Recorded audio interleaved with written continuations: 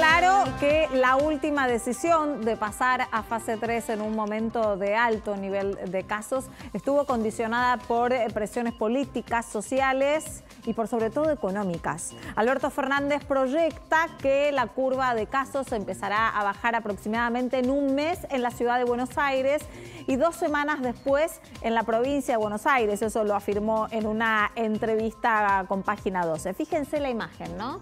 Esto fue el fin de semana, donde se observó gran cantidad de personas, porque la salida masiva de los ciudadanos, que comenzó el día sábado, por supuesto empieza a preocupar. Y hoy mismo el jefe de gobierno porteño aseguró que si es necesario se volverá a un aislamiento más estricto. En el otro extremo hay quienes confían en que el COVID se debilite a medida que la sociedad se vaya contagiando y obtenga anticuerpos. Sin embargo, ahí el conflicto vuelve a ser el del colapso del sistema de salud.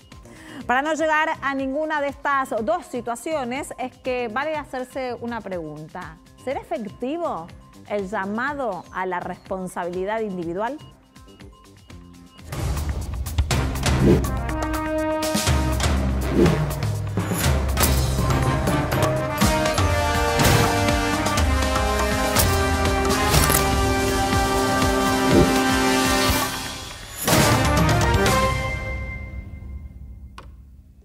Ya estamos con el equipo de Hoy Nos Toca la Noche para llevar un análisis acerca de todo lo que está sucediendo en el país, principalmente ahora centrados en esta nueva etapa que se inicia en el día de hoy de la cuarentena, una cuarentena por lo menos en el área metropolitana con más flexibilidad, con más permisos que se van otorgando, pero a la vez, al menos en la ciudad de Buenos Aires, también con más controles. Tengan cuidado porque aquellos que no tengan el permiso disponible para circular con vehículo, incluso en los controles que se van a ir realizando, le pueden llegar a retirar la credencial de manejo. Así que es una de las cosas que hay que tener en cuenta. En estas situaciones que se fueron analizando y viendo, y las imágenes que les mostrábamos en la venta, nos damos cuenta cómo en algún punto la presión social, este hastío del que veníamos mencionando en cada uno de los programas realmente fue parte de las decisiones de las autoridades. La pregunta, Gise, que yo te quiero hacer un poco desde la política es esto, ¿no? ¿Cómo empieza en esta última decisión a tener que equilibrarse entre tantas cuestiones y cuáles son las estrategias nuevas que se van a tener en cuenta? Bueno, van a ir probando a ver qué pasa, ¿no? Pero tienen como algunos objetivos. Primero contábamos el viernes, Diana, que esto fue una decisión política más que sanitaria. Claro. Y que las tres cabezas de presidente, Horacio Rodríguez Larreta y Axel Kicillof, estuvieron de acuerdo por primera vez en que había que abrir. Básicamente, no solo por el hastío, porque eso ya viene de hace rato, y el parate económico, sino porque vieron los números y los últimos 15 días de cuarentena estricta no funcionaron. Aumentó la ocupación de las camas de terapia intensiva de 54 a 66% en el AMBA y creció un 30% la circulación de personas en el transporte público. Entonces, en 15 días. ¿Que no se cumplía mucho? Claro, no se cumplía, lo mismo que en los negocios. Entonces decidieron políticamente tomar una decisión de administrar la cuarentena porque ya sabían que ya no había más margen para hacer otra vez un aislamiento estricto. Y de apelar a esto de la responsabilidad individual. Bueno, ahora... Un arma medio de doble filo a veces, ¿no? Van hay quienes la pedían, hay quienes que le tienen miedo. Claro, van surgiendo distintas estrategias y distintas palabras que aparecen en este vocabulario y diccionario del coronavirus. No lo había pensado. Aparecen ahora el R pánico. ¿Qué es el R pánico? Bueno, ellos primero van a apelar a la responsabilidad individual y ciudadana. Pero, claro, porque antes era social, después individual y ahora ciudadana. Cuidarse uno y cuidar al otro manteniendo la distancia social, el barbijo, los protocolos, la higiene. Ahora bien, a las otras dos situaciones a las que apuestan, que puede darse o no, tiene que ver con una nueva palabra. Primero te cuento que es ¿cómo es? La inmunidad de rebaño. No, primero esto quiero contarte para que veas porque tiene un orden. A ver. La inmunidad de rebaño de contagio. ¿La qué? La inmunidad de rebaño de contagio. Esto se logra con vacuna, que no lo tenemos hasta ahora, o se logra, ¿qué significa esto? Significa que la población, cuando hay una parte de la población que se infecta, logra cierta inmunidad que hace que el virus pierda fuerza y se baje la curva de contagios. Lo podemos también tener por la vacuna. Sí, por la vacuna o sin la vacuna. Una especie de anticuerpos y ahí quedas inmune. Exactamente, pero se tiene que contagiar determinado porcentaje de la población. Y acá están las discusiones. Algunos dicen que ya con el 20% de la población contagiada se puede dar esta inmunidad de rebaño de contagio. Claro, vos decís, por ejemplo, en la Ciudad de Buenos Aires tenemos 46.000 casos de los 130.000 que tenemos infectados. Recordemos que ya casi cerca de la mitad ya fueron recuperados, ¿no? Pero hay 70 y pico de mil en la provincia y 46.000 en la ciudad. Entonces, lo que dice Fernán Quiroz, que es el ministro de Salud porteño, es que por cada caso contagiado que se registra, hay 9 que también se contagian, pero que son asintomáticos y que no saben si lo tienen. Entonces él dice que según esa regla que están haciendo, habría en la ciudad unos 400.000 contagiados hoy, que sería el 15% de la población de la ciudad. Según estos cálculos, en 2 semanas, ya están hablando del pico de agosto, se estaría transitando el pico y si el nivel de contagio sigue siendo de 1.000 en la ciudad, se llegaría a los 600.000, dicen, casos y sería el 20%. Entonces, lo que ellos creen es que para agosto se alcanzaría el pico, el 20% de la ciudad de la población de la Ciudad de Buenos Aires, no del AMBA, de la Ciudad de Buenos Aires, estaría inmunizado por estos casos que no se están contando porque son asintomáticos, y ahí la curva se estaría estabilizando. Sí, aplanando. Me estoy acordando de los primeros test serológicos que se hicieron en Constitución, en Retiro y demás, que decían que era una mala noticia no encontrar gente con anticuerpos, porque significa que eran potenciales futuros contagios positivos. Claro.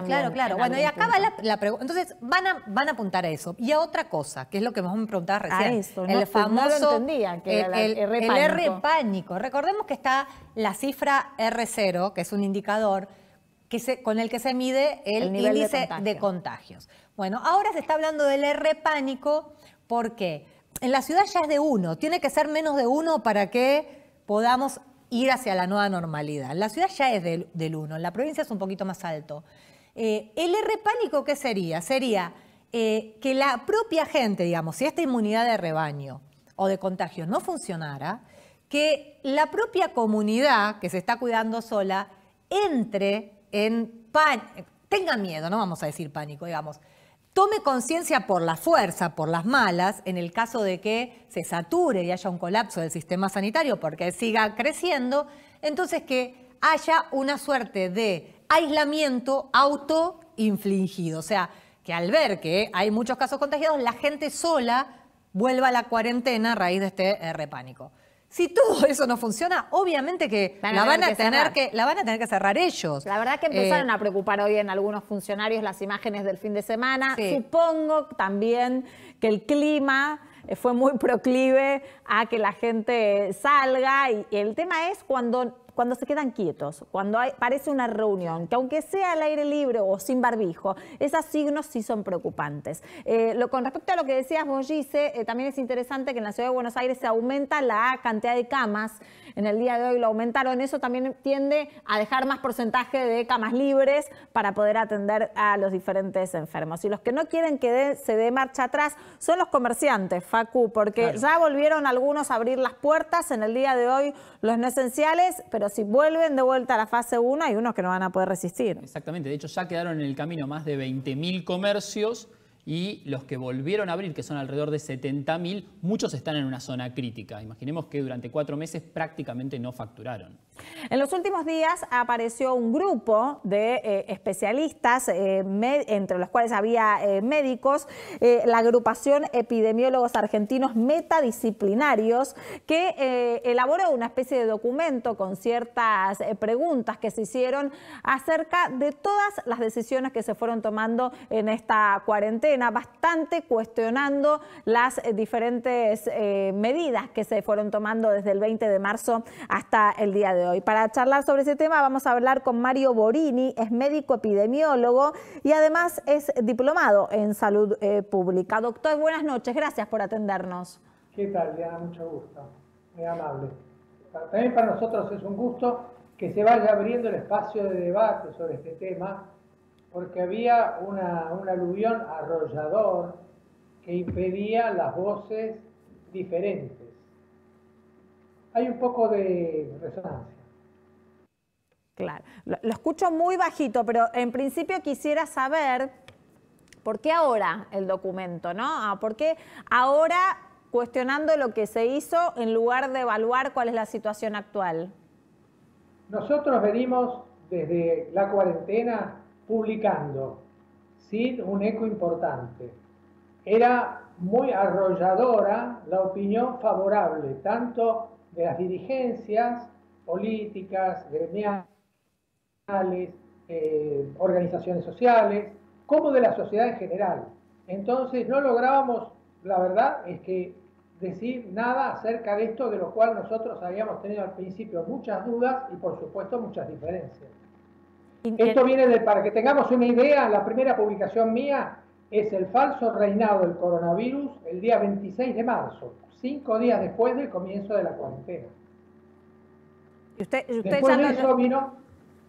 de eso vino Cuarentena y Economía, también un artículo mío que se llamaba Opción o Señuelo, y muchos compañeros estaban también publicando y a lo mejor en algún blog apareciendo sin una repercusión, ¿no? Sí, Facu. Sí, doctor, ¿y por qué cree entonces que no se aplicó, digamos, la estrategia que se va a empezar a desarrollar a partir de ahora de que se genere naturalmente los anticuerpos a través de los contagios? Bueno, faltó una visión, una triple visión. Faltó una visión epidemiológica, faltó una visión inmunológica y faltó una visión de la participación social responsable. Para mí, esos tres grandes aspectos definieron la situación e inclinaron la cancha hacia la atención individual, hacia la necrofilia, mostrar permanentemente un muerto, y hacia la falta de conocimiento aplicado, porque no creo que falte conocimiento, pero sí aplicado, de los criterios de inmunidad que se autoadquieren y se traen desde el nacimiento.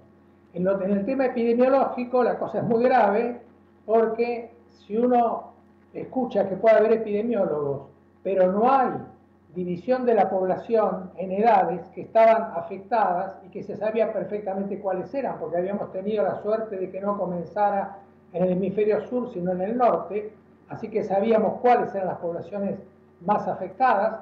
También sabíamos que había provincias sin casos. 11 provincias tenían 5 o 0 casos y 6 tenían un caso.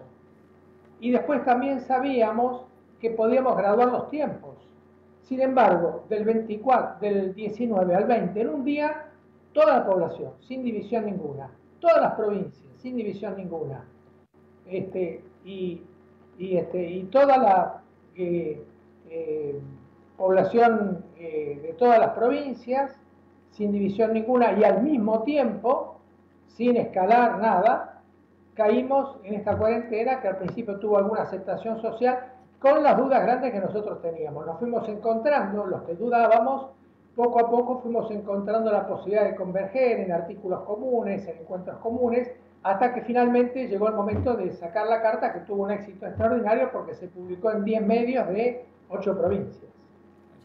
Sí, doctor. Ahora, esto que se está probando ahora, porque el otro se agotó, lo de la inmunidad de rebaño de contagio, se hizo, por ejemplo, con un plan en Gran Bretaña y no resultó, tuvieron que dar marcha atrás.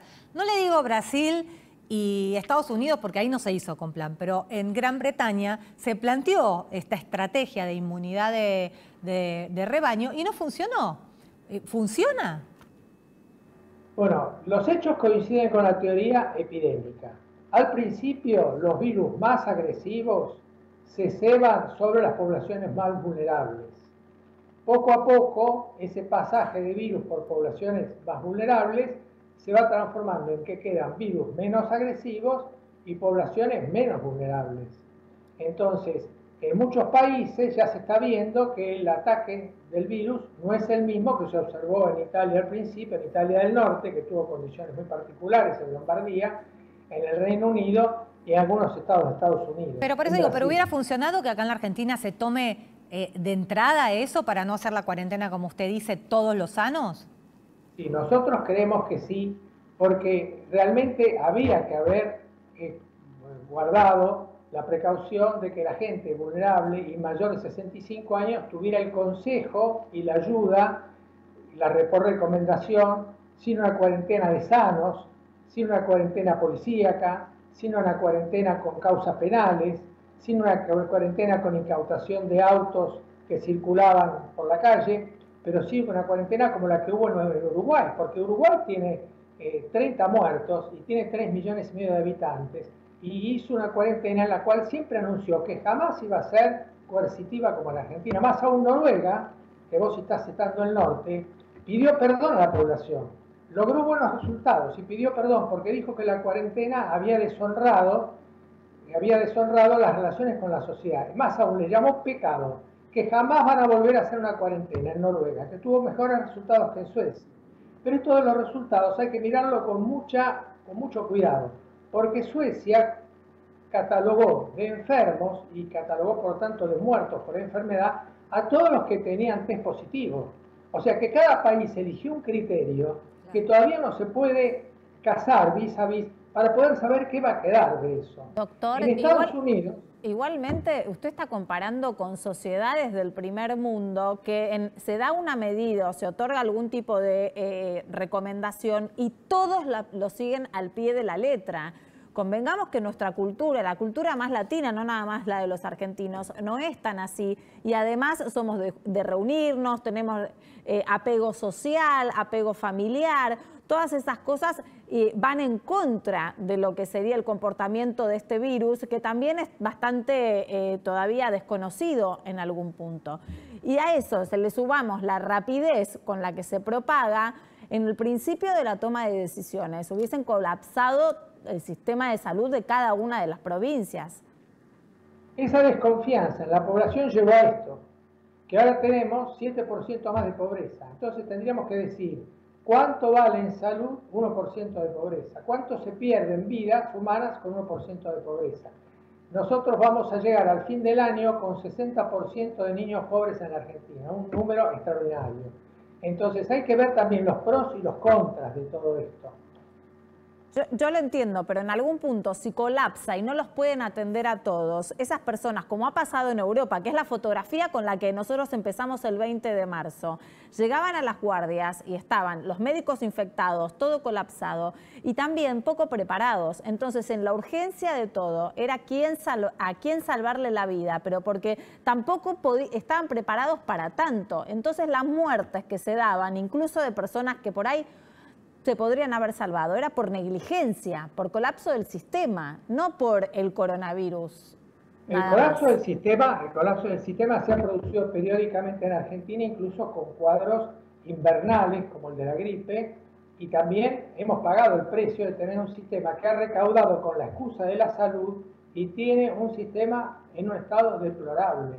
Entonces, la confesión de parte tendría que haber sido: hemos llegado con un sistema deplorable luego de haber recaudado muchos fondos durante 77 años desde que se creó el Ministerio de Salud con la excusa de la salud. No nos hemos puesto en la salud. Tenemos muy poco personal nosotros en salud comparado con otros países. Tenemos un presupuesto público muy bajo en comparación con otros países. Tenemos hospitales con 25 años de obsolescencia tecnológica. Tenemos 20.000 enfermeras que han sido expulsadas del sistema por mala paga y maltrato. Nos están haciendo falta por lo menos 150.000 enfermeras. Tenemos más aparatos ahora en terapia intensiva, pero no tenemos el personal idóneo para manejarlo. Claro, no hay terapistas, que es lo que mencionaban la otra vez. Claro, si hubiera habido confesión de parte, hubiéramos dicho, miren, la verdad es que la plata que ustedes pusieron durante años no está. Vamos a tener que descargar el gasto en ustedes con una cuarentena para sanos, que no existió jamás, jamás. El precio de eso les va a tocar cargarlo a ustedes. No va a haber una compensación de eso ni en trabajo ni en economía, y nosotros vamos a poder contribuir con lo que estamos remendando un poco el sistema hasta que estemos un poco mejor y entonces en ese momento levantaremos la cuarentena. Eso hubiera sido una confesión de parte. Uno dice, claro, en política eso no se hace. Bueno, pero eso es lo que ocurrió. Y pensemos que... Sí, doctor, rescato algo que usted mencionó con respecto al crecimiento de la pobreza y el 60% en el caso de los menores para fin de año. ¿Se puede tener en algún momento en el transcurso del año también las estadísticas de cuántas personas se enferman o cuántas incluso van a morir por esta situación también como daño colateral del coronavirus, es decir, todos los que cayeron en pobreza? Eso no lo tenemos todavía con precisión porque en general no se mide por meses, sino que se mide a lo largo de un año. Para que la curva, para que este dato que vos pedís se estabilice compensando las distintas estaciones. Entonces, lo que sí se sabe es que en países que lo han medido, como por ejemplo Estados Unidos, que ha tenido un comportamiento muy irregular en sus 50 estados, 45 de ellos tuvieron cuarentenas de entrar y salir con diferente restricción. En cambio, 5 no tuvieron cuarentena nunca. Y lo que midieron fue muertos. O sea, para no confundir muertos por COVID, con COVID, sin COVID, pero adjudicados al COVID, muertos. Esos 5 estados tienen mucho menos muertos, los sin cuarentena, en comparación con los 45 estados que tuvieron cuarentena. Pensemos que el COVID es el 2% del total de muertes del mundo. De las 58 millones de personas que van a morir en el mundo, solamente va a haber 2% por ahora con esta tendencia que parecería estable más allá de algún chapuzón en algún país, y estable también en la Argentina, con lo cual hay que sacar un poco la preocupación de esto. La pendiente de la epidemia en Argentina es estable. Entonces, si vamos a tener el 2% de muertes por COVID, la pregunta obvia es, ¿qué hicimos por el otro 98%? Imaginemos que los gobiernos que han estado estos 20 años, ¿no es cierto?, en estos 20 años en Argentina, han tenido mortalidades, y siguen teniendo, en inmortalidad infantil, 3 veces superior a los países desarrollados, 10 por 1000 contra 3 por 1000, y no pasó nada. Y tenemos mortalidad materna 10 veces por más que los países centrales, y no pasó nada. Son muchas cuentas pendientes. Ahora, muchas cuentas pendientes, y ahora tomar por el 2%, con un parate total de los servicios, con un parate total de las legislaturas, con un parate total del Poder Judicial. Esto es una situación donde uno puede decir, puede haber un sistema de salud que funcione con un parate institucional que significa poner en juego a la Constitución. Doctor, me gustaría que intervenga Gise, que también siempre tiene esos argumentos. No, sí, yo en muchas cosas coincido con usted, pero digo, ya ahora para atrás no se puede cuestionar porque hicimos los sanos cuarentena por 120 días, la cuarentena más larga del mundo. Para adelante, ¿qué aconsejan ustedes hacer? Vio que se está hablando de la inmunidad de rebaño, el R pánico, y si alguien le respondió del gobierno, si los llamaron, si los consultaron. Oficialmente no. Supongo que están todos enterados, no ha tenido mucha repercusión la carta. Ahora, nosotros pensamos que por recomendación podría haber habido 3, 4, 5 millones de personas en sus casas porque son vulnerables o porque tienen mayores de 65 años. Esto lo sabíamos porque habíamos sido favorecidos porque había comenzado en el hemisferio norte. Cuando digo ese número lo saco de que nosotros tenemos 4,5 millones mayores de 65 años. Los 4,5 millones no viven en la provincia de Buenos Aires y en el AMBA, viven en todo el país. Quiere decir que uno podría haber recomendado eso con mucho menos que 4,5 millones. Más los vulnerables, uno podría pensar 5 millones de personas, 6 millones de personas. Los otros 40 millones de personas es el otro tema, que es el tema de la inmunidad. Primero, los niños generalmente no se infectan porque traen anticuerpos maternos, que a veces pueden tener inmunidad cruzada de otros coronavirus, pero además traen el tegumento sano, traen las lágrimas, traen la saliva, eso es germicida. Entonces, los niños no se enferman porque tienen un sistema inmunitario muy fuerte y la posibilidad de que contagien abuelos y qué sé yo, eso es un dicho, pero no está demostrado para nada. Entonces, los chicos podrían estar exceptuados de esta posibilidad y haber concurrido, los mayores, los niños mayores, a la escuela. Se han parado las escuelas. Pero doctor, hay colegas suyos que dicen que los chicos sí contagian. Entonces, ¿sí? ¿Cuál de los dos criterios entonces tomar? Vuelvo a repetir, en un en un virus donde se desconoce en algún punto, hay un montón de datos que todavía se están investigando. Si se contagian no quiere decir que se enfermen. O sea, una vez que yo tengo inmunidad innata y tengo mi tegumento sano y tengo mi capacidad con los germicidas que tengo en mi cuerpo de evitar que entre, eso está bastante bien. Supongamos que entran, se produce un segundo episodio de inmunidad que es la inmunidad celular. Yo tengo células que van a decir, miren lo que entró y lo van a ir a atacar. Esa inmunidad celular no tiene anticuerpos. Y son los niños que pueden reaccionar de esa manera. En el tercer estadio, cuando la penetración es mayor todavía y la celularidad para atacar a esos bichitos no alcanza, se producen anticuerpos propios, sin necesidad de vacuna todavía, con muy bajo riesgo, porque es una cosa natural, sin costo, y con una cobertura muy grande para todos aquellos que estén contagiados. Pero yo insisto, el criterio que usted usa es que los niños, está bien, en algún punto que se contagien no significa que se enfermen, pero los niños pueden transmitir, pueden contagiar, porque ahí está la situación que plantean otros especialistas. No, en principio, si ellos no se enferman, la posibilidad de contagiar, y si son asintomáticos, es ahí como que encuentro una diferencia de criterios. Pero sí, doctor, sí, pero claro. perdón, pero no me contestó para adelante. Ahora, con esta nueva etapa, ¿qué habría que hacer? Empezamos con esta etapa y en el caso, como dicen, de que se sature las terapias intensivas, ¿hay que volver para atrás a la cuarentena? ¿Qué se hace? ¿Ustedes qué aconsejan? Bueno, las terapias intensivas todavía están lejos de un clima de riesgo como el que uno podría pensar que va a ocurrir lo que vos decís. Habría que verlo, en ese caso habría que tomar medidas más importantes, pero nosotros pensamos que la gente tiene que exponerse a la inmunidad natural porque en la edad de mayor contagiosidad, que es entre 30 a 40 años, 50 años, la posibilidad de enfermarse de enfermedades graves, si yo no soy vulnerable, es baja o bajísima. La mayoría son asintomáticos. Entonces, la población que va a quedar protegida, guardada en su casa, mayores de 65 años y vulnerables, cuando salen se encuentran con personas que no las van a contagiar. Esto es lo que sucedió en todas las epidemias. Ya Remusi, en Italia, ha dicho que el virus ha decrecido muchísimo la virulencia, que se encuentra con casos alarmantes de entrada y que en 3-4 días están en su casa. Se fue a Florida y observó lo mismo. O sea que hay una atenuación de la virulencia que por suerte nos ha favorecido, ¿no es cierto?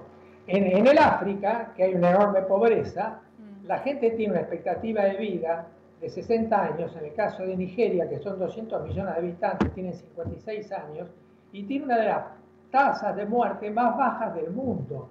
Quiere decir que la gente joven, por pobre que sea, no tiene por qué tener las tasas de mortalidad que han tenido en Bérgamo los mayores de 80 años. Cortito, entonces, insisto en lo que le preguntó Giselle. Si aumenta la cantidad de casos, por lo menos en la ciudad de Buenos Aires, usted, como médico, ¿no recomendaría volver marcha atrás, como dijo hoy el jefe de gobierno porteño?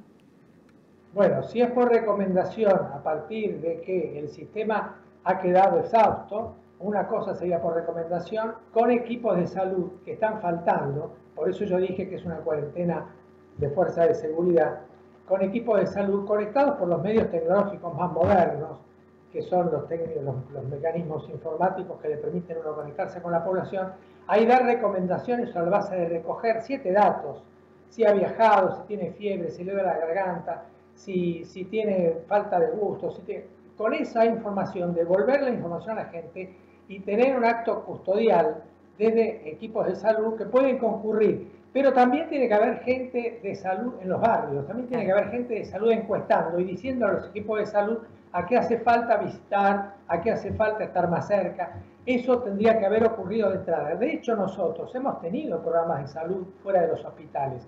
Florial Ferrara, en los años 90, tuvo el programa de salud Atandos, atención ambulatoria, domiciliaria y social, que estaba en las calles. Con eso nosotros hubiéramos controlado mucho mejor la epidemia. El que lo desarma es el ministro actual, Ginés González García, que lo nombran a cargo del ministerio, luego que se va a Ferrara, y lo primero que hace es desarmar ese equipo que actuaba fuera de los hospitales. Así que nosotros no tenemos una buena historia de atención fuera de los establecimientos de salud. Eso también sería muy importante. La otra condición es que la seguridad social en la Argentina está separada del Estado. Eso es un hecho insólito, porque tenemos una seguridad que debería llamarse social, pero es privada.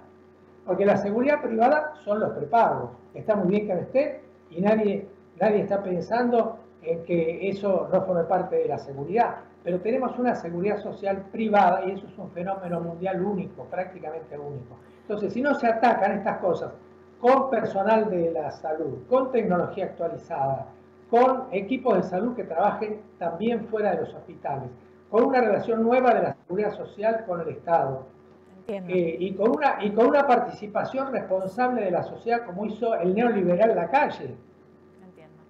Doctor, muchísimas gracias por atendernos esta noche. Bien, muchísimas gracias a usted. Por favor. Bueno, me da la sensación que en el inicio de la pandemia, en el mundo, no nada más acá en la Argentina, sí se empezó a discutir el valor de los médicos, la cantidad de especializaciones que tenían que haber, en algún punto también cuánto ganan los científicos en sus investigaciones y demás, pero después no se habló más del tema. No se habló más de cuánto gana uno en Italia o en Francia o demás. ¿Y cuánto incide eso después en los resultados, digamos, de, por ejemplo, descubrir rápidamente una vacuna o tratamientos? Como la inversión en algún punto, bueno, vuelve. Claro. Después vuelven los momentos más significativos. Claves. Lo interesante es empezar a ver de ahora en más también, ¿no? Cómo poder hacer proyecciones con los datos concretos que tenemos. Después del corte vamos a analizar minuciosamente los datos, los números de la pandemia en la Argentina. Ya venimos.